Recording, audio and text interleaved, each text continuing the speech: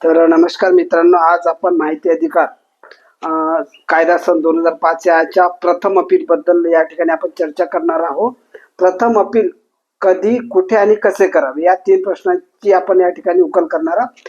तर कधी कधी करायचं, पहिलं जेव्हा राज्य जनमाहिती अधिकाऱ्याकडे जेव्हा आपण अर्ज करतो, कुठल्या आस्थापनेकडे आपल्याला विशिष्ट माहिती अपेक्षित असते, तेव्हा तेव्हा त्या अर्जातून समजा 1 महिन्याच्या आत किंवा 1 महिन्याच्या नंतरही समजा जर आपल्याला अपेक्षित माहिती मिळाली नाही, समाधानकारक माहिती मिळाली नाही, तेव्हा प्रथम अपील अधिकाऱ्याकडे आपल्याला अर्ज करायचा असतो आणि ते प्रथम अपील अधिकारी त्याच आस्थापनेचे राज्य जनमाहिती अधिकाऱ्यापेक्षा वरिष्ठ दर्जाचे असतात. बरेच ठिकाणी ते कार्यप्रमुख असतात आणि काही ठिकाणी नसतात. पण तर असं याच्याकडे ते सांगतात, सर नाव माहीत असेल तर नावाने अर्ज करू शकतो, नाव माहीत नसताना फक्त पदाने सुद्धा माननीय प्रथम अपील अधिकारी आपण असा अर्ज करू शकतो.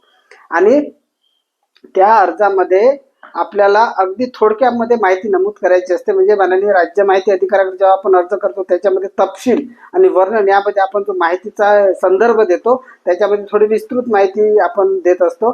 त्याच्या मानाने खूप शॉर्टकट द्यायचे असते, मुद्दे सुद्धा द्यायचे असते. कारण जेव्हा माननीय माहिती आयुक्ताकडे जे अपील असते तेव्हा त्या अपिला संदर्भात म्हणजे वादी आणि प्रतिवादी पक्षाला जेव्हा विचारले जाते तेव्हा त्या अपिला संदर्भामध्ये राज्य जनमाहिती अधिकाऱ्याकडे जो आपण अर्ज करतो, माहितीचा संदर्भ देतो, विचारतो ना, तो अर्ज गृहीत धरला जातो. दुसरा अर्ज फक्त रेकॉर्डसाठी पाहिजे असतो, पण त्या अर्जानुसारच आपल्याला माहिती मागता येते आणि त्या अर्जात जी आपण माहिती नमूद करतो तीच माहिती आपल्याला दिल्या जाते. आणि या व्हिडिओमध्ये एवढंच. आणि यानंतरच्या व्हिडिओमध्ये तो अर्ज कसा करायचा, त्याला किती रुपयाची कोर्ट फी स्टॅम्प वगैरे लावायची याच्यावर आपण चर्चा करणार.